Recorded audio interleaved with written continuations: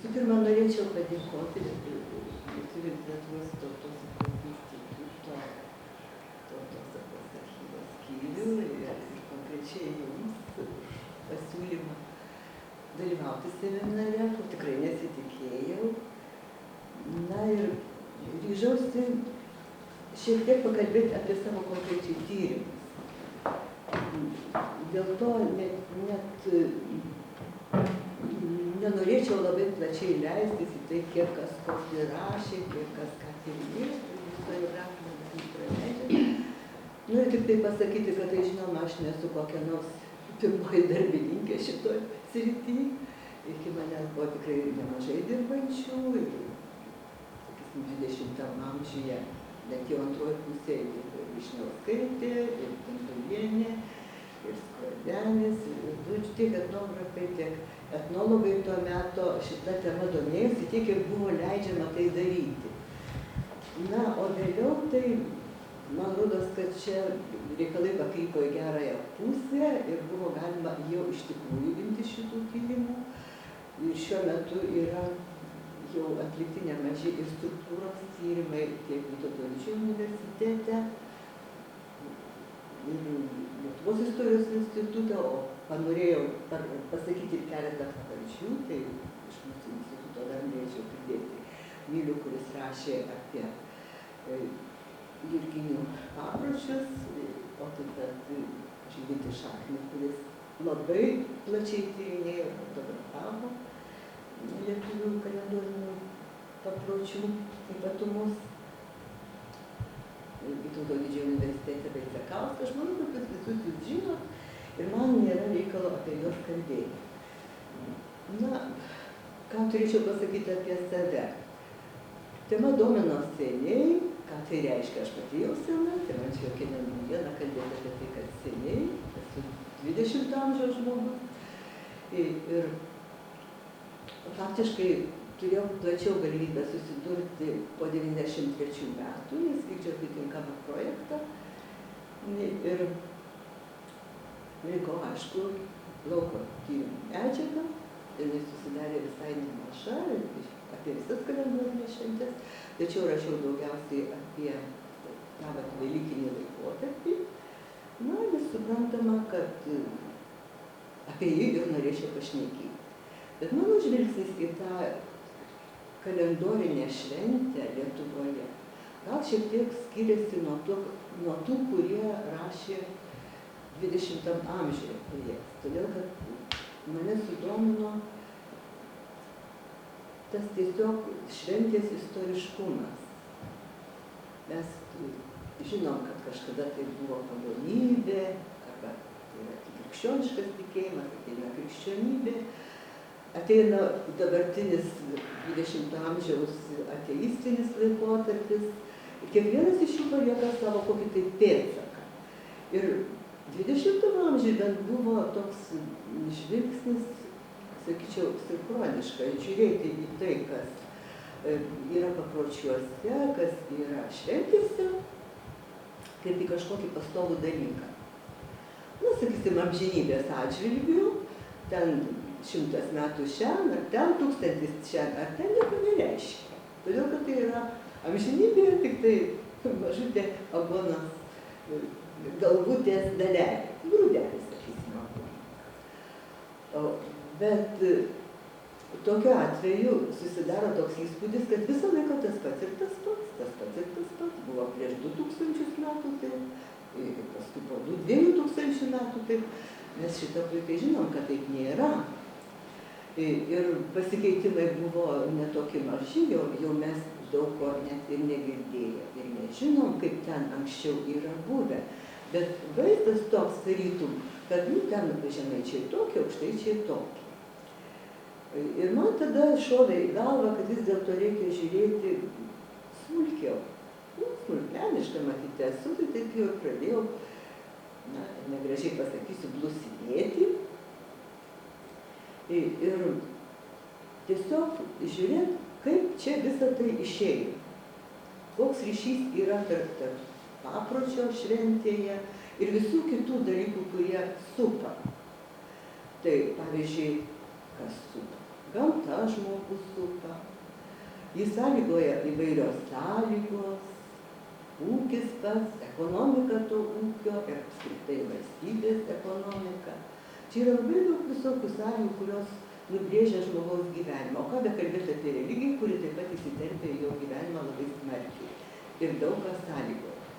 Tai štai, jeigu mes pradedam žiūrėti taip pat iš tokių pozicijų, tai iš viso tada ir kyla klausimas, o kasgi toji struktūra ir velykinis laikas. Na ir čia jau turėčiau tada, jau jūs ir patys matot, aš bereikalo tą sudėjau ir dar pakartoju, kad priimu tą kalendorinę struktūrą kaip visumos ją sudarančių elementų sąsajas, kurias chronologinė tvarka organizuoja kultūros šerdis, vyksmo laikas. Na, nuo to laiko iki to laiko, reiškia diachroniškas priėjimas. O pats velykinis laikas yra Saulės ir Mėnulio kalendorių ribojamas 50 dienų laiko tarpas, prasidedantis ketvirtadienį, ir būtent ketvirtadienį, kunigų dieną, didysis ketvirtadienis, per pirmą Mėnulio pilnatį, po pavasario lygiadienį. Čia labai daug tų sąlygų sueina ir dėl to šitas laikas nėra tikslus, jis yra sąlyginis ir priklauso ne tik nuo dangaus kūnų judėjimo, bet ir nuo to, kokį kalendorių turi, kaip skaičiuoja astronominį laiką valstybė, praktikuojantis religiją žmonės, tiesiog atitinkamos konfesijos, nes mes puikiai žinom, kad, sakysim, stačiatikių ir katalikų Velykos yra skirtingų metų, jo labiau liturginiai irgi dar skirtingų, bet būna tokių tarpų, kada visos trys sutampa Velykos, ir tada žmonės šneka, o kas dabar bus, ar karas, ar badas, ar dar kas nors blogiau. Nu, bet tai žinoma, čia ne visuomet tai įvyksta. Ir tas laikas, koks jau yra, toks jisai ir yra.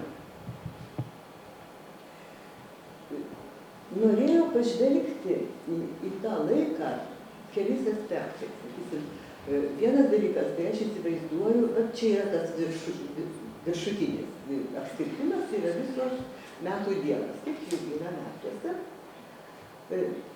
padalinta į 4 dalis, tai yra pavasaris, vasara, ruduo ir žiema, tarpiniai ten tokie užbrukšnuoti, kaip malūnos sparnai, kurie rodo pereinamosius laikotarpius, čia yra ir temperatūros nusistovėjimo metas, ir tuo pačiu ir susiję su fenologiniais dalykais. Ir toliau eina religinės mūsų tos pagrindinės šventės, kurias galima matyti, bet čia visų metų, aišku, sezonas ne vien tik tai velykinis laikas. Na ir kaip tai visą tai atsiskleidžia per mėnesius. Tai reiškia, pasižiūrėjus, jeigu iš arti matytume, po to jūs nematot, ir to aš nepasirūpinau, atsiprašau, tada būtų aišku, kad tas velykinis laikas įtelpa maždaug į pavasarį. Jeigu, sakysim, Julijos kalendorius būtų už pagrindą, tai tada pasislinktų laikas į pavasarį ir mes būtume kaip tik su Velykomis pavasario metu. Tas laikas, kaip sakiau, toks nepastovus judintis, nu tai jisai ir svyruoja, aišku, gan toli. Jisai Velykos gali būti iškart po lygiadienio, lygiai taip pat, kaip gali būti prieš pat Jurginės arba per Jurginės. Kas irgi sako, bet štai sutapo su Jurginėm, blogas ženklas, čia kažkas nebegerai. Bet Jurginės tokiu atveju atsiduria kaip skiriamoji, tai rytum riba tarp to pačių dalykų, judėjimo meto ir tolimesnio meto. Iki Jurginių, bet įdomu, kad Lietuvoje tai yra toks savotiškas sutapimas. Tai yra, kad tai yra rugių vegetacijos pradžia. Jinai gali prasidėti anksčiau, gali būti vėliau, bet šitam velykiniam laikotarpiu jinai ir prasideda. O jau nuo Jurginių prasideda arimas, žemės darbai. Net buvo toks laikas, kada sakydavo, kad negalima ir kuolą kalti iki Jurginių į žemę, nes viskas įkalė, prasidės ledai ir bus blogai, aišku, viską išdaužys. Dabar niekas su Jurginiu nepaiso, kada nori ar, kada nori sė, kada nori kuolus kalą, nuo to, aišku, niekam nieko neatsitinka, o jeigu atsitinka, tai niekada galvom neima ir nesėja, nei su Jurginėm, nei su kuo nors kitu. Bet va, reiškia, tas laikotarpis ten nuklysta į kitą pusę ir gan toli. Tai viena šitų reikalų dalis. Nu kągi, tai kada, kaip sakiau, prasideda ketvirtadienį, čia yra ta kunigų dienos fragmentas iš bažnyčios. Liturgija ne mano reikalas. Čia jau nustato visai kiti asmenys, ką turi žmonės daryti ir ką turi kunigai daryti per dalykas.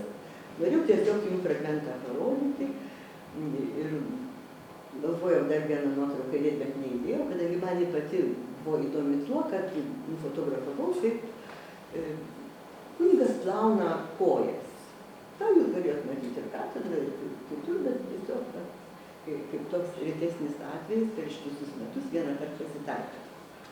Na, kitas toks dar yra, tai yra jau šeštadienio vyksmas ugnies šventinimas. Tai jeigu mes dabar tą velykinį laiką pradėsim taip rūšiuoti po vieną dienelę, tai pamatysim, kad yra tam tikri tokie akcentai. Reiškia, pirmiausia yra tas tridienis, ketvirtadienis, penktadienis, šeštadienis ir sekmadienio dar išvakarės sutemus. Kada jau atitinkami veiksmai turi būti žmonių, tai yra pagal pamaldumą. Jau ne tai, kad bažnytiniai visi nustatymai. Toliau eina vėl atitinkamos ten dalykis ir taip toliau, iki pat sekminių, užsibaigė sekminėmis. Kuo pasižymi ketvirtadienis? Nu, sakiau, kojas ten plauna. Bet tai yra kiti dar dalykai. Pas mus jau buvo irgi susijęs su švara. Turi būti švara ketvirtadienį. Būtinai iki ketvirtadienio popietės turi būti namai išblizginti. Jeigu to nepadarai ir nukeli savo darbus į penktadienį, o jų darbai jau šeštadienį, buvo sakoma, kad besivalydamas, besitvarkydamas, greta gulinčiam Jėzui Kristui akis smėlio privers. Tai kaip jūs dabar galvojat, kaip čia tas smėlis byra? Iš kur jis čia dabar atsiranda? Nuo palaidojimo ar nuo ko? Ar pasakysit man kokį dalyką? Tai kuo bus įtybėt, aš dabar jums ir pasakyti. Gal kaip dulkės, kaip Pasilikiamas smėlės gabaliukas gal. Tai palauk, smėlis, ne dulkės. Taigi sienas smėlį šveisdavo, prirūkę namai, rastų sienos, pečius rūksta, dūmai kabinasi prie tų sienų. Kuo nuvalyti? Smėliu, tai viskas aišku. Trina su smėliu, viskas yra žemyn. Ir tas žmogaus įsivaizdavimas, reiškia, to momento, kas vyko ten kažkada, daugiau kaip prieš 1000 metų, beveik prieš 2000 metų, jisai atsikartoja kaip kažkoks tai įvykis, kurį gali fiksuoti savo gyvenime vienaip ar kitaip. Ir tas pasakymas jau išreiškia tą jau vėlesnio laiko realiją ir ankstesnio laiko realiją, kurią jau žmonės pamiršo. Bet jinai lygtai egzistuoja tokiam pasakyme ir įeina į tą velykinę struktūrą tokiu pavidalu. Dabar jeigu žiūrėti šeštadienį, tai ugnies šventinimas yra privalomas dalykas ir tai yra bažnyčiai priimta. Ir dabar aš noriu, iš tiesų, čia aš jau nuspaudžiau, kur nepriklauso, jau trečią nuspaudžiau išėlės, tai reiškia, dabar netą turbūt šiek tiek reikia spaudyti. Taip, Dievas daug. Mes matom dabar ugnį užkūrė, visi čia aplink stovi, ten žmonių daugybė, visų nenufotografuosi, bet turiu pasakyti ką. Nuostabus vaizdas, kai visi žiūri tą ugnį, dar nešventinta, bet yra matyti žmoguje kažkokios tai tokios jėgos, kurios reikalauja žiūrėti į jį. Kaip meditacija, dar kas nors. Tai turbūt psichologiškai pateisinama. Bet noriu atkreipti dėmesį į ką kitą. Visi paprastai apsirengia ir tie ugnies kūrentojai, kurie jų neatskirsi nuo tų, kurie čia aplink stovi, atėję švęsti Velyknakčio. Ir dabar, kas su ta ugnim darosi? Kol jinai nepašventinta, kai kas ateina ir degina.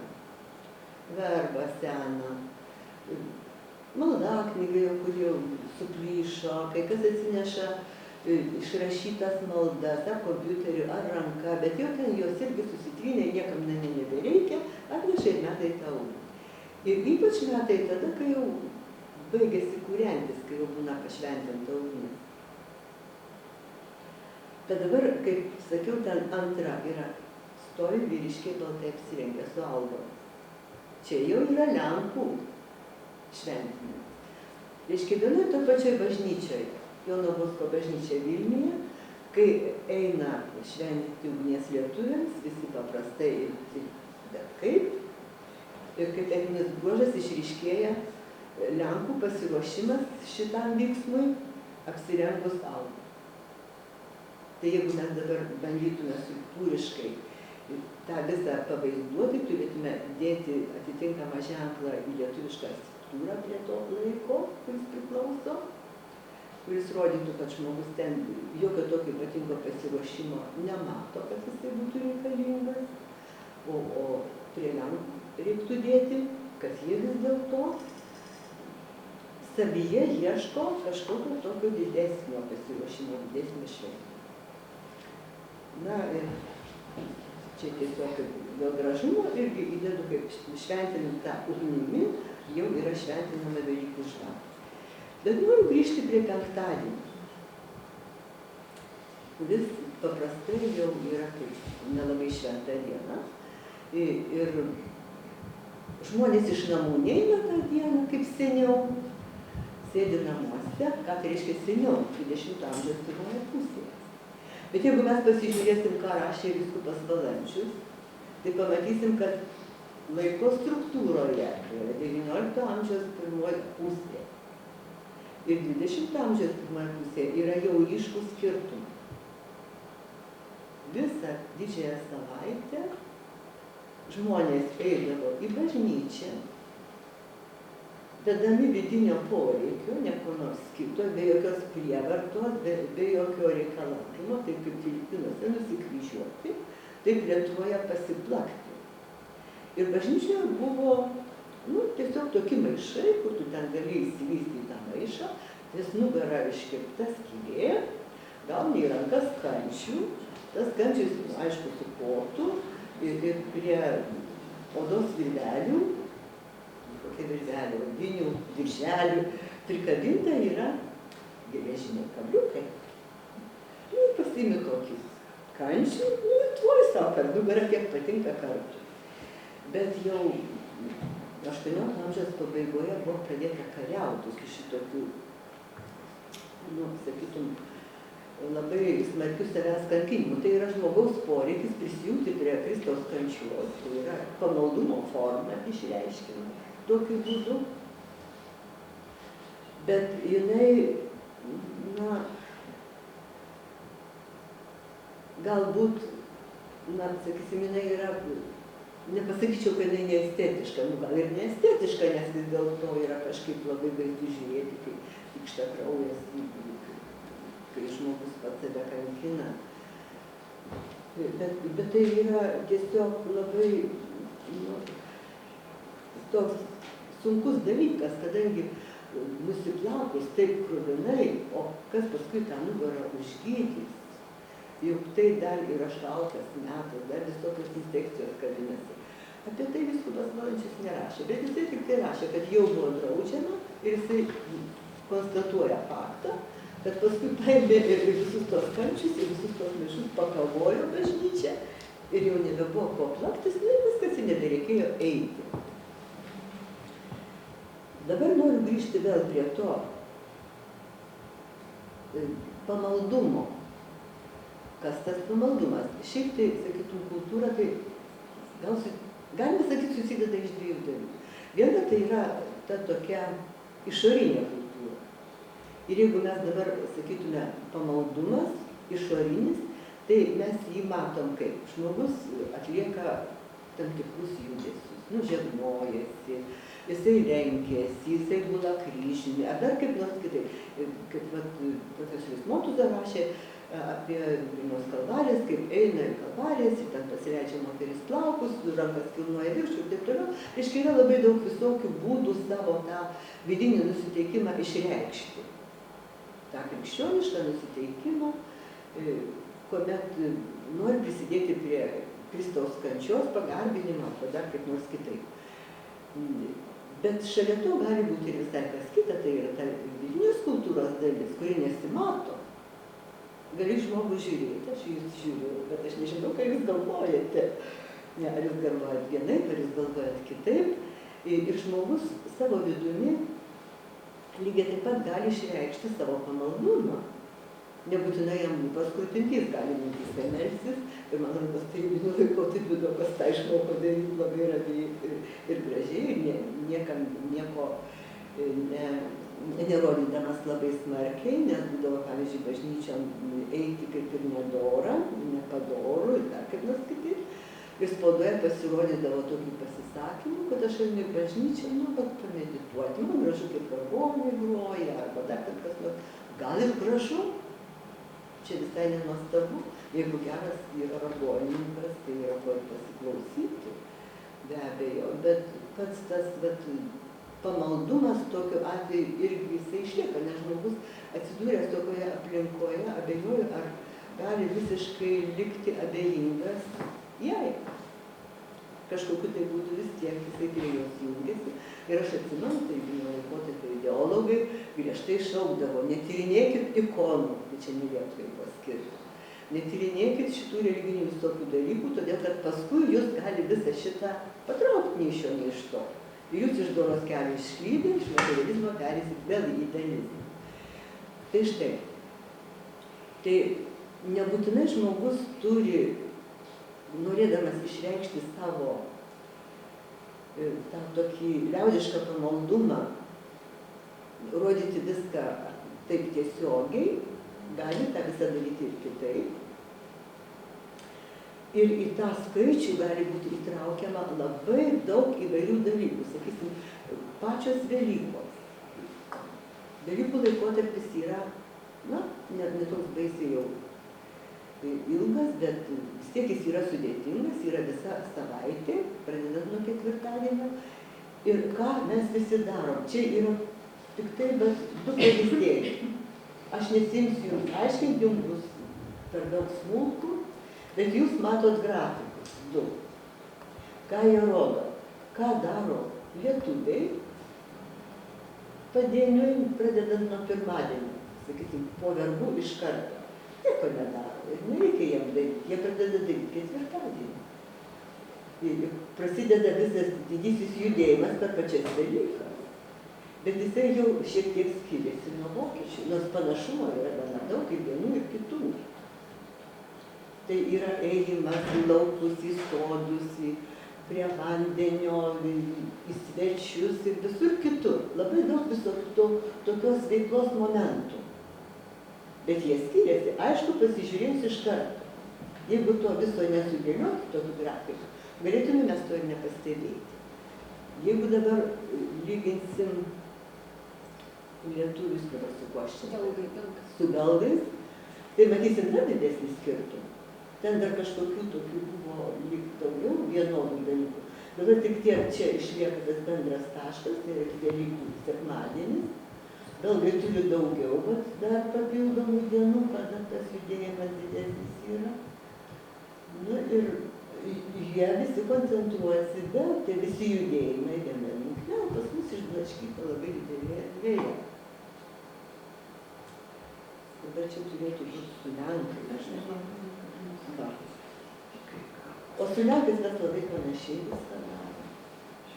Galbūt dėl to, kad tiesiog buvo bendra valstybė ir mums buvo daugiau tokių kažkokių galimybių tos kultūros dalykus su krikščionybė perimti, kaip nors panašiai. Ir dėl to viskas panašesni už anuos, nors yra skirtumų ir netokių nemažų skirtumų. Jeigu taip, sakysim, struktūriškai, tai yra kas kita. Nėra vienų. Nu kągi, o taip, Velykų procesija dabar jau atėjo. Velykų procesija tai yra vėlgi irgi žmonių pasirinkimas, nori einu, nori neinu, nori einu taip, nori einu taip. Čia iš tos pačios Jono Bosko bažnyčios, kur yra labai didelė tautiškai rūbais dėvinčių moterų grupė adoratorės. Ir jos visose procesijose dalyvauja su tautiniais rūbais ir dalyvauja per mėnesį vieną kartą, kažkurią dieną atsiprašau, įsigirdėjau tvirtai. Bet ką turiu pasakyti, reiškia, lietuvės adoratorės rengėsi tautiniais rūbais. Ir čia ta tvarka prasidėjo nuo pat šitos parapijos įsteigimo. Jinai įsteigta jau visai neseniai, kokiais 2001 metais tai jau bažnyčiai buvo atidaryta, o dar pradėjo anksčiau ant kalnelio, prie kryžiaus tai jau žmonės melstis pasakė koplyčią. Ir tas tradicinis apsirengimas ir išraiška, kad mes lietuviai katalikybėje ir savo pamaldume dvejinam tautybę su religija. Būdingas būtent lietuviam. Savo laiku jisai buvo, sakysim, ir prieš karą buvo, vis to karo nemini turbūt, yra prieš antrą pasaulinį karą buvo daug, prieš pirmą pasaulinį karą tautinis rūbas įeina į bažnyčią kaip tokia irgi saviraiška visuotinė chorui, dėtojam kokiam nors, adoratoriam. Ir išlieka, tradicija susikūrė per 100 metų ir nepasibaigė. Ir matyt, dar kažkurį laiką gyvo. O va štai, jeigu mes pasiimam tos pačios bažnyčios, tos pačios parapijos liaukus, jiems nereikia šitų tautinių drabužių savų. Apie lietuviškus aš net nekalbu. Bet jie lenkiškų rūbų nesivelka, jie neturi tokios net idėjos. Ir jeigu jiems reikia per Velykas į procesiją eiti puošniai kokiu nors būdu, tai jie apsivilks visiškai kitaip. Moteris apsivilks baltomis sukniomis, mergaitės apsivilks baltomis sukniomis. Moteris apskritai ten turbūt nedalyvauja procesijose, o eina mergaitės, o jeigu ne baltom, tai tada ten kažkokiais kitokiais apsiaustais ar dar kažko, bet tai jokių aliuzijų su tautybė neturi. Nors jeigu pasižiūrėti į tai, kiek, sakysim, to pamaldumo turi lenkai ir lietuviai, tai lietuviai būtų jau ten antroje vietoje. Niekaip negalėtų lenkų pralerti. Ir tada pagalvojau, o gal būtent tą kompensuoja tautinių rūbų, eidamas į bažnyčią. Na, žodžiu, visoks ėjimas šiandien ir ten siejasi ir su tuo antropologiniu kalendoriu. Jeigu mes sudalinsime, va čia kūdikystė, čia vaikystė, čia jaunystė, čia jau susituokę žmonės kaip tėvai, sakykim, ar sutuoktiniai, ar dar gyvenantis moterystėje, galų gale atsiranda karšinčiai. Tai yra tam tikri amžiaus tarpsniai, tam tikros laiko dimensijos žmogaus atžvilgiu. Ir jeigu mes kalbam apie šventę, tai atrodo, kad čia visi tą patį daro, nieko panašaus. Vieni daro, kiti ne. Ir kaip mato, čia judinių metu, tai yra 20 amžiaus pirmą pusė, 19 galite galima fiksuoti. Kiekviena amžiaus grupė turi savo kelius, turi savo užsiėmimus ir eina ten, kur jai priklauso, ne bet kur. Jeigu nepriklauso, ir nieko. Tai jeigu mes turėsim tą šerdį, tam tikrą laiko dimensiją, tai visi šitie dalykiukai prisikabina prie jos ir atsiskleidžia kaip struktūriniai elementai. Ir dar be abejo kiekvieną iš jų gali išdalinti vėlgi į tam tikrus elementus, kurie supa kiekvieną iš jų. Ir tai būtų kiekviena amžiaus grupė visiškai atskira puokštė.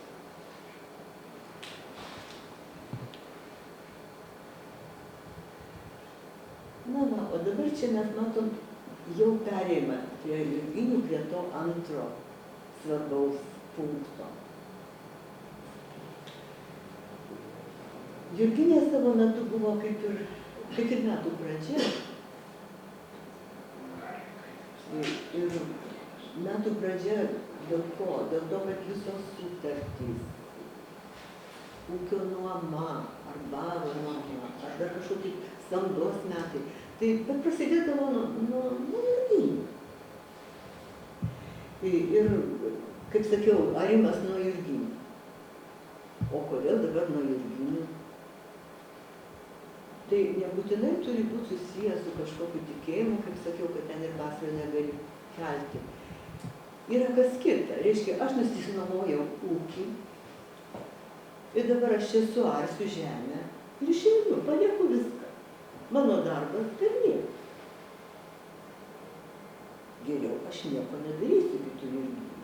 Persikeliu į naują vietą ir ten pradedu ūkininkauti, taip kaip aš noriu ir taip kaip galiu. Tai va, ir nuo to ir prasideda, kad arti nėra reikalo. O štai jurginės yra arklių šventė, nes bet tada jau jiem ir ateina laikas dirbti, per jurginės gimdėlė nieko, bet viskas prasideda nuo to, kad jie tą dieną ir maudomi, ir su jais nedirbama, ir šukuojami, ir, žodžiu, viskas, kas yra gražu, skirta arkliam. Ir išvažiuojama į kitą ūkį, jeigu toks reikalas kyla. Atsidalinama nuo tos vietos visiškai. Kitas dalykas, tai yra gyvulių ganymas. Gyvulių ganymas irgi iki jurginių niekas nevaro gyvulių iš tvarto. Nebent badas kažkoks, jau ten nebuvo pašarų jokių, jau stogą nuplėšė, supjaustė į akselį, sušėrė viską, ką turėjo, kur dėsies, jau reikia išginti, nebelauksi kitos dienos. Bet jurginės, jeigu ir pašaro yra, jeigu ir viskas gerai, ir žolės nepakankamai yra, vis tiek išgins gyvulius pirmą kartą per jurginę. Ir tada kyla klausimas, o tai kodėl dabar čia taip reikia? Ir matyt, kad tai jau yra susiję būtent su tam tikrų požiūrių ir gal toj laiko struktūroje, kaip vertinti tą ypatingą dieną jurginį. Šventas Jurgis buvo labai Lietuvoje pagarboj ir ne tik Lietuvoje, daugelį pasaulio šalių buvo laikomas gyvulių globėju. Tai suprantama, kad jo kaip patrono dieną parodyti jam bandą visiškai neblogai. Ir tada gali tikėtis jo ir pagalbos, ir viso kito. Ir dar antras dalykas eina iš tų senų laikų, rašymas iš tų šaltinių 16 amžiaus apie goniklį, kad tai yra irgi ten kažkas tai tokio, kažkoks tai dievas, ne dievas, dvasia, ne dvasia, kuri tos gyvulius prižiūrėti turėtų lygtai. Iš kažkokia ta senoji tradicija turėtų išplaukti iš labai senų laikų ir ateiti mūsų laikus. Ir tada tik tai iškyla klausimas, tai o kaip mes dabar šitą dalyką šiandien turim vertinti, ar kaip pagonišką, ar kaip krikščionišką, ar čia dar kažkaip tai kitaip. Ir norint nustatyti, bent jau kažkokį tai aiškumą savo susidaryti, tai tik tai per tos šventės struktūrą turbūt ir galima pažvelgti. Ir ką mes čia matom? Kad išgynimas yra labai sudėtingas dalykas. Mažiausiai jame visokių tokių apeiginių veiksmų yra Žemaitijoje, beveik nieko. Apsmilkė,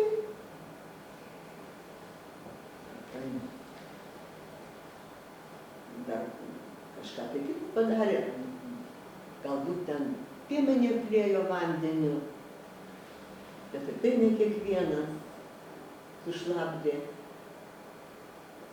ir viskas. O į rytus einant, čia ten yra ir Baltarusija paimta, tai matosi vieną kartą, kad jau tokia sąlyginė riba laikant šventąją, tai šventąją ir Nemuną lyg tai atsiskiria į rytus kita zona, kur daugiausiai yra jau kitoks požiūris. Jau ten yra vanduo labiau svarbus. Vandenį apšlakstyti ir nebūtinai švęstų. Šiaip tai švęstas vanduo visada yra laikomas vertingu, svarbiu ir tuo vandeniu, kurį šventino Velykų šeštadienį, žmonės ir gyvulius apkrapina, parėję namus, ir mus apkrapina, ir patys išgeria per Velykas to vandenio. Tai suprantama, kad čia analogija su vandeniu gali būti labai tiesioginė, su krikščionybė susijusi, bet yra ir kitas dalykas. Kaip kažkoks senovinis palikimas, matosi, kad šitoj teritorijoje atsiranda dar atskiri taškiukai, kuriuose piemenį laisto ne vandeniu, o lieja pienu. Ir jie skleidžiasi per visą tą teritoriją ir nueina ir kitas mūsų artimas ir tolimas šalies. Ir į Serbiją nueina irgi toks palaistymas pienu. Lyg tai ir yra buvęs ir jų tyrinėtoja Koleva laiko, kad tas piemens liejimas vandeniu, kuris jau jos yra fiksuotas, būtent ir yra iš to, kad kažkada pienu, to pirmojo melžimo pienu turėjo laistytis. Reiškia, jau čia su krikščionybė niekaip negaliu susieti ir jau šiuo atveju tikriausiai reikėtų manyti, kad tai yra senas dalykas, kuris ateina iš kažkokių labai tolimų laikų. Tokiu pavidalu, kuris jau sunyko ir pavirto kažkuo tai kitu. Pažiūrėjau, kas čia. Čia yra turbūt išgimimo kelio organizacija. Jūs įžiūrėt gyvą iš mane, aš kaip akinius užsidėt turiu ir tai neįslaikysiu turbūt. Taip, reiškia, kuo išgėliau. Čia yra galima organizacija. Bet kaip ten matėm, kad reiškia atsiskiria tam tikra teritorija su atitinkamais veiksmais, taip ir čia gali pradėti galvoti, kad tai yra susiję su ganymo organizacija. Todėl, kad Žemaitijoje, kai buvo daug vienkelių ir maža kaimų, jau 19 amžiuje, jau daugelis tų papročių pradėjo nykti, nes savo ūkyje ne visuomet ten ir atrodo reikalas yra ką nors daryti, todėl kad su kitais žmonėmis tie gyvuliai nesusisieks, su kitais gyvuliais nesusisieks ir ten ir užkarto nebus, ir nebus ten kažkokių didesnių nelaimių, galime ir be to išgyventi. Ir užtenka ten pasmerkyti nors ir viskas tvarkoje. Tuo tarpu toje teritorijoje, kuri yra į rytus, išliko gatviniai kaimai, kai visas kaimas vienoje vietoje, ir jau tada yra vėl atitinkamai kiti požiūriai. Kadangi vakarų Lietuvoje ir dalyje Suvalkijos išliko smilkymas, tai įdomus pats tas susidūrimas dviejų kultūrų, kaip tam tikros struktūrinės formos. Rytuose nepripažino smilkymą. Tuo metu taip kaip vakaruose ir netgi dar daugiau arealas traukėsi smilkymu ir ant ribos tos susidaro tokia antagonistinė zona. Visi tie, kurie jau nebesmilko, laiko, kad tie smilkytojai elgiasi kaip raganiai, todėl kad jie dabar mano gyvuliui gali užtraukti bėdą, karvė susitiko, susiuostė ir ta, kuri apsmilkyta, atėnė pieną iš tos, kuri nesmilkyta. Ir kaip nekeista, ta nuomonė visur figūruoja visų pakraščių.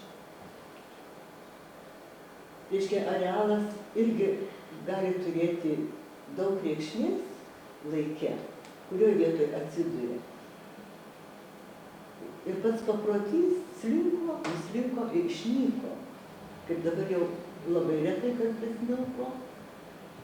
Galbūt sugrįžtas smilkymas, sunku pasakyti, galbūt kaip atrakcija tam tikra, galbūt turizmo sodyboje bus kas nors dėl turistų daroma. Bet jau kaip pamaldumo forma jinai yra labai sumenkus.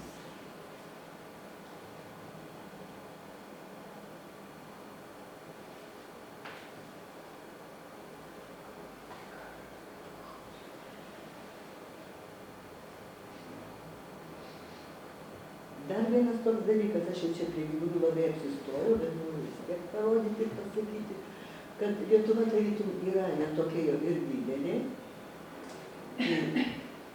bet šitoje mažoje teritorijoje yra labai didelė įvairovė papročių susijusių su gyvuliu.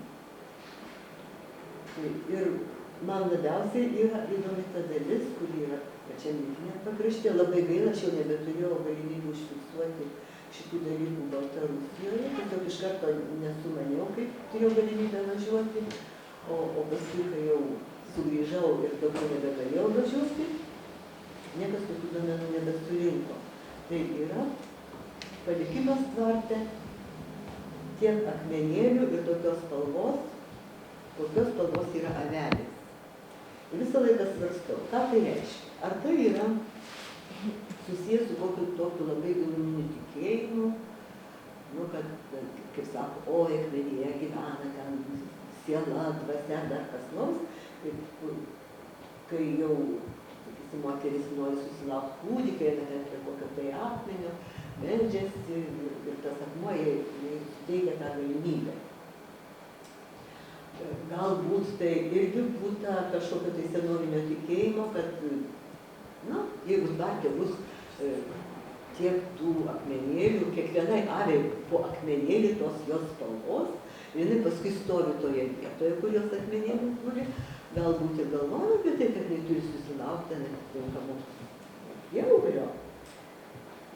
Bet galvoju paskui ir apie kitą dalyką, kad ir dar prisideda prie to dar vienas daiktas, kad, reiškia, smeigiama šaka, su kuria ganė gyvulius, ir joje yra tiek rantelių, kiek yra ten tų gyvuliukų, kaip vienikvė iš gentų. Arba tiek ant to žagaro bus šakelių.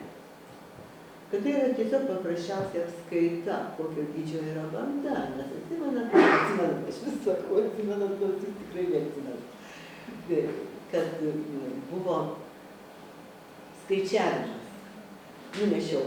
Vienintelė Malkūnė neturi atsiminti, kad neša kailis išdirbti, atiduoda tam kailiadirbiui, o jisai padaro birką. Tai yra, pasima pagaliuką, suranto ant jos tiek griovelių, kiek gavo kailių, pagaliukas keliamas pusiau, vienas pagaliukas kailiadirbiui, kitas savininkui, ir štai reikia atsimt kailius, atėjo, pagaliukus sudėjo, aha, tie patys, prašom atiduoti visus man priklausančius kailius. Ir viskas. Aiškiai, kiek aš avių išginiau, apskaita stovi tvarte. Jeigu aš blogai ganysiu ir rudenį pritrūksiu, man pasakys, o va, viena šakelė čia daugiau. O kur ta avytė dingo? Atsakysiu. Tai žodžiu, iš to išeina, kad daugelis dalykų, kurie yra susiję ir su ūkiu, ir su gamta pačia, ir su žmogum, atranda vietos pačioje kalendorinėje šventėje. Žinoma, čia tik tai nedidelė dalis viso to, ką būtų galima apie tai šnekėti ir ką dar reikėtų tyrinėti, sakysime, čia tos išgynimo rykštelės kokios kur buvo, arba, sakysim, kiti kokie dalykai, jie dar tyrinėtini. O čia yra, tą, ką norėjau pasakyti jau į pabaigą, tai yra šeštinės, sekminės, devintinės, jau nebepriklausytų, bet tai yra vėlgi labai savotiški arealai. Ateina ta šventė, apeiginis valgymas. Mes žinom apeiginis ilgis kiaušinis, per šitą, per Velykas, per Atvelykį, per Išgines, per Sekmines, kai kur dar ir devintinė. Tai va čia irgi to apeiginio valgio išraiška tam tikra. Ir tie valgiai kokie yra. Virtiniai su kokiu įdaru. Šiauriausiai, ar į Latviją dabartinę, tai yra su spirgučiais įdaryti, Ir visur dar yra su varške. Dabar kilo klausimas, kodėl su tais turgučiais tokioj vietoje, prie ko čia dabar visi su šitais virtiniais tokioj vietoje. Ar čia kokia nacijų įtaka yra, ar kas. Ir aš visą laiką galvoju apie dar kitą dalyką, kad siena išvesta buvo jau 20 amžiuje, po pirmo pasaulinio karo, čia apie 22 metus, ir didelė dalis dar už sienos atsirado lietuvių. Taigi ten turėjo būti lietuvių dar didesnė teritorija ir nebūtinai iš Latvijos atėjo. Gal tiesiog tai yra susijęs su ekonomika to krašto. Čia buvo patys didžiausi ūkiai Lietuvoje. Tikrai labai dideli ūkiai. Buvo žemė labai derlinga, buvo daug miškų, buvo daug ganyklų, suprantama, ir šieno pakankamai, galėjo išlaikyti didelės bandas. Ir visur, aišku, šventėm ir Velykom, ir ilginėm, ir sekminėm ant stalo turėjo būti ir sūrio, ir sviesto, bet čia, matyt, turėjo daugiausiai. Ir dėl to netgi buvo duodama valgyti didėjančią tvarką. Reiškia, šeštinėm 6 virtiniai, sekminėm 7, devintėm 9, joninėm kiek nori, tiek ir valgė. Ir Šventą Joną cielą milijoną. Va tai štai, bet tai vėlgi mes matome, reiškia, ne visa Lietuva turi tą vieną struktūrinę dalelę, o tik kažkas į gabaliuką. Ir tikrai nesimčiau spręsti šiandieną kokia kilmė šitų virtinių. Jo labiau, kad virtiniai Lietuvoje ir žemiau yra paplitę ir iki Nemuno, gal ir net ir Suvalkijoje, net neturiu, bet jie net neapeiginė. Verda, valgo ir tiek. O sakysim, ten apie Veliuoną jau būtų sekminėm košelė išvirta su kiaušiniai išmiltų. Kitur dar kažkas taip tokio, bet nevirtinė. Tai va. Taip ir norėjau pasakyti ir gal man net reikia ir užbaigti, padėkoti už kantrybę, kad išklausėt, bijau, kad aš jau čia per ilgai šnekėjau. Norėjau paklausti dar, čia kalbame Virginijų aprodžius. Palikimas prie tvartos lenkščio kiaušinių, labai įdomus pažodys. Kur jūs jį fiksavot? Mums taip pavyko užfiksuoti Kurnios Griaušlio kaimuose. O taigi šis va, tautosakos atėjo, pas mus yra tautosakos kartoteka. Bet gal tendencijas tiesiog pasakyti. Tai, bet ten pagal tendencijas tai dar labai daug buvo, kai aš rinkau medžiagą. Bet tai buvo seniai, aš jau rinkau 20 metų,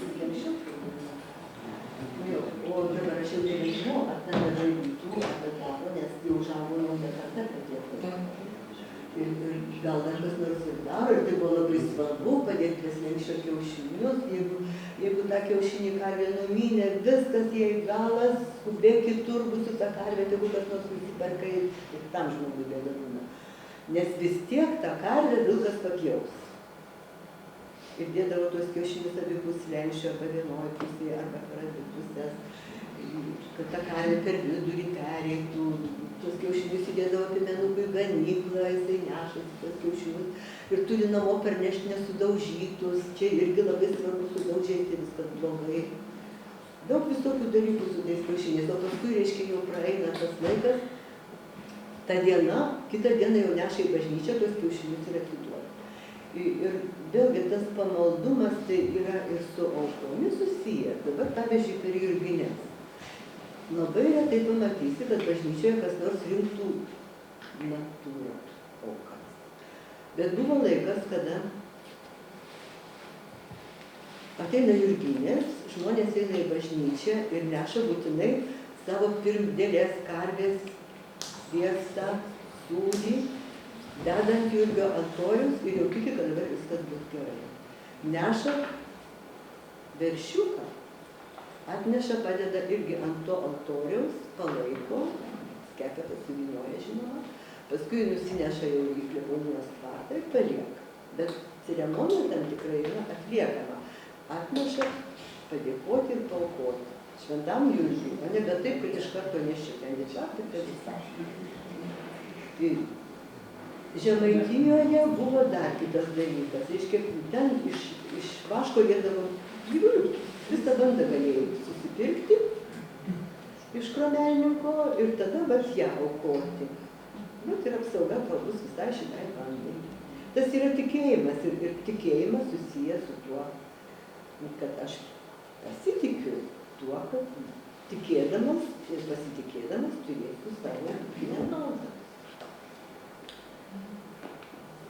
O apie kiaušinius, žinoma, čia jau ir kalbėt gal nereikėtų, aš tik tai vienintelį dalyką norėčiau pasakyti dėl kiaušinių marginimo. Yra toks tikėjimas, kad, reiškia, jeigu kiaušinių nedažai, bus blogai tavo vištos, tas kitus kiaušinius dės, tavo kiaušinis mėtys. Tai čia buvo viena iš tokių priežasčių, bent jau rytų Lietuvoje, juos dažyti raudonais, svogūnų lukštais, viskas gerai, prisirinkau, nusidažiau ir turiu. Bet yra dar kitas dalykas, reiškia, kad tos spalvos labai įvairiai interpretuojamos yra. Aš žiūriu pas Dundulienę rašytą, kad reiškia juodas kiaušinis, tai yra žemės spalva, tai čia nerigena, žemė derlinga ir taip toliau. Nežinau, aš tokio dalyko užfiksavau. Esu girdėjusi tik tai kitą, pavyzdžiui, Klaipėdos krašte, kodėl mėlynai dažą. Todėl, kad buvo mėlynai Kristaus kūnas sudaužytas. Analogija, arba taip yra ir aš tam prisiminimui ir nusidažau mėlynai. Kodėl raudonai dažo? Čia jau Kepelytės sudarytame kataloge, iki pasižiūrėjau, yra toks daiktas. Todėl, kaip pasakojo man, tai aš tais pačiais žodžiais papasakosiu. Vat ėjo žydė, susitiko žydą, visiškai ne taip, žinoma, ten turėjo būti. Susitiko žydą ir tada tas žydas klausė, Kristus prisikėlė? Ai ne, jinai sako, Kristus prisikėlė ir atidengė pintinėlę. O pintinėlėje visi kiaušiniai raudoni. Jie buvo ne raudoni, bet jie pavirto raudoni, dėl to, kad įvyko stebuklas. Bet tai yra visai, jau iš bažnyčios atėjęs siužetas ir jau kaip jisai patenka žmonėms, visą tai eina kitokiais pavidalais. Buvo virtualynų panašiai, ne? Tai kaip kiaušiniai nusidažė. O dabar dėl šitų raštų visokių, tai vėlgi yra labai sudėtingas dalykas. Kai aš skaitau apie juos, kad jie yra čia su tokiais labai archaiškais piešiniais, man kažkaip truputėlį kyla įtarimas, kad tai ne visiškai teisybė. Gal tai yra kokios archaikos, arba ta archaika yra jau išjausta archaika, jeigu taip galima pasakyti. Tai yra ne tas, kas atėjo iš ten kažkada, bet iš mano dabartinių nuostatų, iš mano dabartinio suvokimo. Ir aš taip darau ir taip suvokiu. Ir tas suvokimas to žmogaus atžvilgiu yra teisingas. Nes kitas gali tą patį dalyką suvokti taip. Ir tas irgi suvokimas bus teisingas. Bet būtent tie raštai, kurie yra ant margučių, man kelia nuostabą tuo. Ypač tie, kurie buvo iš mano vaikystės, kuriuos aš prisimenu, kaip margindavo mano mama, tetos ir ten paskui ekspedicijose, ką buvau mačiusi, nes margučius kartais pasilikdavo atminimui. Tai ten ne saulutės buvo, ten būdavo palmetė. Palmetė, kur bažnyčios skriaustuose vaizduota. Architektūrinė detalė. Ir turint minty, kad tas marginimas buvo itin paplitęs Žemaitijoje, kur buvo kunigų seminarai, kur buvo vienuolynai. Ir kur vienuolės iš tikrųjų dažė margučius ir tai, kad labai vėlai margutis įeina pas mus į archeologų akiratį. Yra rasta po šitais Vilniaus pastatais senaisiais margučiai akmeniniai, bet ne margučiai, tai kiaušinis rastas. O kiaušinis ir margutis tai yra skirtingi dalykai. Nes į Vokietiją parsineša kryžiuočiai iš Egipto, kur buvo būtent marginimas mados. Parsinešė, paskui toliau plinta. Pirmieji radiniai tai yra vaikų kapuose jau iš tų krikščioniškų laikų. Taip kad man atrodo, kad tai, kas dabar ant margučių buvo piešiama bent ir dalis kažkokiu tai būdu išliko, tai yra tik sąlyginai galima sieti su kažkokiais labai archaiškais iki krikščioniškais laikais. O tai gali būti visai ir kitokios kilmės dalykai. Na ir dar apie vieną dalyką noriu pasakyti, aš jau atsiprašau, visą laiką kalbu ir nesustoju. Noriu pasakyti ir tai, kad mes negalim skirstyti viską tik į pagonybę ir krikščionybę. Ir tai, kas egzistuoja dabar šalia to, kas yra krikščioniška, bet mes negalim priimti kaip krikščioniška dėl to, kad neatitinka tų krikščioniškų normų, tai yra nebūtinai iki krikščioniški dalykai. Nes taip, kaip plito krikščionybė, taip plinta ir visi kiti dalykai. Nes mes dabar irgi turim visiškai didelių naujienų, kurios atėjo netgi per paskutinius porą dešimtmečių. Pavyzdžiui, Helovinas atėjo. Ateina ir kiti visokie daiktai, jie gali prikibti ir laikytis, praeis dar kažkiek laiko, arba jie išgyvens, arba nunyks. Ir tie, kurie neturės supratimo apie, sakysim, tai, kas buvo prieš 100-200 metų, jie galės sakyti, visada pas mus tai buvo, ir tai yra kažkokia tai mūsų krikščioniška kultūros forma. Ir dėl to man labai visą laiką magėjo tą struktūrą laikę daryti, ką aš ir pačiau daryti. Ir dar kartą ačiū iš tai. Labai jums ačiū, bet aš vis dėlto norėjau paklausti, čia pas mus, žodžiu, ant skelbimo tokia labai graži nuotrauka, čia tos karvytės su vainikais, ir kiek aš žinau, irgi neždavo vainikus šventinti ir netgi ne tik per sekmines, ir per devintines, ir žolynus, ir vainikus. Tai kas čia per tradiciją, iš kur jinai yra ir ką jinai čia reiškia? O man atrodo, tai yra ne karvių vainikai eidavo į bažnyčią. Karvių vainikai karvė ant galvos ir karvė, jeigu nenusimetė, tai namo parėjo ir čia labai Šito nešventindavo? Ne. Gyvulių vainikų nešventindavo? Ne, ir ten nebuvo ir ką jau bešventinti, nes pargilus tai viena kitai nuo galvos dar ir begenam kartais suėsdavo, kartais ten suskrypdavo, nusimetė nuo galvos. Jau nelabai patikdavo. O tai kokius tada šventindavo? Per devintinę šventindavo specialius vainikėlius, juos supindavo iš vaistažolių pagal tą pirmykštį supratimą. Tai dabar aš jų visų net ir neišvardinsiu, tai yra 9 lauko žolės, kad vėliau jau pradėjo pinti iš darželio žolynų, bet tai yra ir prieskoniniai visokie žolynai. Ir visiškai nedidukai, tokio didumo, neždavo į bažnyčią visus 9 vainikėlius. Bažnyčios ant sienų būdavo vainikai sukalti, ant tų vainikų sukabindavo juos. Na ir ten jie kabodavo per visus vaikų mišparus vadinamosius. Ten 10 dienų. Po to juos pasiima visi ir nešasi namo, atrasdavo, kur kas pasikabino. Bet bažnyčia pati šitų dalykų netoleravo. Ir laikė, kad čia bent jau 20 amžiaus pabaigoje, o jau 21, tai tuo labiau stengiasi kaip nors nuo jų atsikratyti. Ir kunigai labai paprastai tą darydavo, sakydavo, ai, mums tų šiukšlių nereikia, nekabinkit tos vainikus, ištraukė ir pasidarydavo, pakabinti nebereikėjo. Bet naudodavo kaip vaistažoles pasinešti.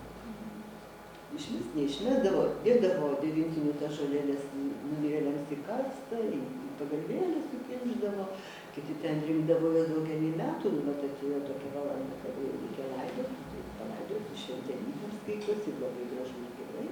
Bet po to, kaip vainikėlių šitus nustojo šventinti, tada pasikeitė ir laidojimo pagalvėlė, pradėjo kimšti ir ten žolynų. Vis tiek, nes žolynų tai neturėtų bažnyčia atėjo. Su gražiom gėlėm, tai namus išjūgojo, ir viskas vėl gerai. Arba kemšat kilnuosios nesuskėdras, nes tos papkas tai nepaskaidotos, nes nesumėgsta, tai negražu, pranešimo galvyti. Labai realistiškas supratimas. Labai paprasta. Nu, o grįžtant prie sekminių, čia gal Jonas Mardos irgi galėtų papildyti. Kad ten ir jūs, aišku, gal žinot, kad ten būdavo tos procesijos su kunigu ir laukų šventinimas. Ir, žodžiu, Lenkijoje net iki šiol galbūt likę yra kažkas panašaus. Ne kryžiaus diena. Ai, čia apie Ir kryžiaus laukų dieną. šventinimas, tai yra gegužės mėnuo. Tai vadinamas kryžiavo diena, kaip jinai vadindavosi. Tai eidavo su didelė procesija, ir Lietuvoje buvo labai paplitę, bet paskui caro valdžia po šitų visų sukilimų 19 amžiuje uždraudė, kategoriškai didelę negalima. Nu ir prasidėjo atgilėjimas šitų švenčių, to tokio šventimo, bet išliko dar gan ilgai, ir 20 amžiaus pirmoje pusėje, dar buvo gan gyvas vidurio Lietuvoje ir dar šiek tiek Žemaitijoje, bet Žemaitijoje eidavo ant Markapių, kur arba į kapines melstis, o Aukštaitijoje, kadangi čia buvo kaimai gatviniai dar išvykę, tai eidavo per kaimus ir apie laukus. Tik tai tiek, kad, sakysim, eidavo vienu metu skiriamoji ryta Aukštaitijos rytai, eidavo vėliau savo. Tiesiog kažkodėl galbūt priklausė kitai vyskupijai, nuo vyskupo priklausė, ką parapijonių yra siūloma daryti ir, reiškia, daugeliu atveju tie visi pamaldumo dalykai atsiskiria, bet būtent pagal vyskupijų ribas. Apie dalyk dar pakitė. O šiaip tai, žinoma, jau kryžiavos dienos, darbų yra daug, bet būdavo labai griežtai surūšiuota, ką gali daryti ir ko negali daryti. Sakysim, daržus sodinti negerai. Negalima, nes ir karšta, ir šilta, ir geros dienos, ir atrodo dažai gerai jaus. Dėl ko? Labai pilsis žolės, reiškia turėsi daug darbo valgyti. Nu, kas čia dabar sutiks su tuo. Bet agurkus sodinti galima. Gerai. Todėl, kad kryžiuosis. Reiškia, augs daug šitų šoninių šakų, ar kaip ten pavadinti, tų ūgliais, ir bus daug agurkų. Viskas yra atitinkamai paskaičiuota. O gal iš tikrųjų, tam tikrų metų pasodinti agurkų geriau. O kad žolės labiau pilasi tuo metu, tai aišku, viskas geriau, kad ne tik žolės. Nes tai šilumos daug. O sakykit, duonos naudojimas kiek plačiau? O neprigirdžiu? Duonos naudojimas, kaip duoną naudodavo ir kiek tas paplitimas? Ir kokia kilmė gali būti duonos jurginių papročiuose? Jurginių? Nu, per jurginės tai dėdavo ten ir prie slenksčio dėdavo duoną ir neždavo į bažnyklą duoną. Duona tai visada yra svarbus daiktas. Bet duona tokia, jurginė duona, tai labai vėlyvas dalykas, 16 amžiuje. Todėl, kad iki to laiko net ir duonkepio tokio, kaip kad Lietuvoje duona dabar kepa, tai nebuvo. Nes tuo metu tik tai atsiranda duonkepės krosnis kaip tam tikra konstrukcija. Ir rugių nelabai buvo. Rugiai yra kviečių piktžolių. Tai vat šituose kraštuose jinai buvo išvesta pati savaimingai, išaugo iš tarp tų kviečių, paskui virto kultūrinių augalų, kur mes taip skaniai valgom ir džiaugiamės. O pietų kraštuose jis net neauga, netinka jam sąlygų. O kas iki prieš duoną buvo, ar neaišku? Kas buvo prieš duoną? Gal kviečių nevalgė? Ne, bet aš juokauju, nes kviečiai yra toks lėtesnis dar augalas už rugius. Bet matyt kažkiek tai užsiaugindavo. Kai rašo apie badmečius, o tų badmečių Lietuvoje yra be galo daug buvę, tai jie apie savo duoną kalba kaip iš pelų, iš kokių nors ten, iš ko dar, iš pilių. Visą, kas galima dar suvalgyti, sulipinti kažkokiu tais būdu. Ir valgyti. O jau iš gero gyvenimo, tai gal turėjo dar kažką trupučiu. Ir ta duona iš tikrųjų dėl to tokia didelė pagarba, jos nebuvo niekada per daug. Duona to, jeigu imti žalą, aš tai irgi. Krikščionybė, tai duona yra pagrindinis aukojimo dalykas. Nes ir koks tiekdami duona, paėmė duoną, pažiūrėjau, darė mokiniams, darbomis, ten valgyti ir taip toliau. Tai reiškia, jeigu pasižiūrėti į kalėdų papročius, tai ta duona irgi buvo savo laiku dalinamas, į tą reikia irgi tarpusavy. Nes mes dabar gyvename visai kitoj visuomenė, komunikacijos begaliniai didelės, mes galim kur norim nuvažiuoti, ką norim pasiimti. Bažnyčiai nieko nereiškia, nes ten sėdom į mašinėlį ir nudarbėjom. O dabar sakysim, dzūkai, tarp miškų, bažnyčia kažkur, tai toliausiai. Ta plotkelė dar nelabai gausi, ne kiekvienas sugebės ją parsivežti ir ne visuomet tau atveš ją. Reiškia, tu turi kažkur, tai tu ją pakeisti. Reikia ir bus. Tai taip ir su duona. O per Jurgines tai suprantama, kad priklauso turėti duoną. Nors šiek tiek, nes arimui pirmąją vagą tu turi parti, o paskui galėdamas namo pasiimti. Tai svarbu, kad pradžia tokia. Duona, ar galėjo duona būti ir pyragas kaip karvojus, ir reiškia, bet kas, ar būtinai ruginė turėtų būti duona, pagal jurginių papročių? Duona yra juoda duona. Juoda duona, kitokio negali būti, nes visi kiti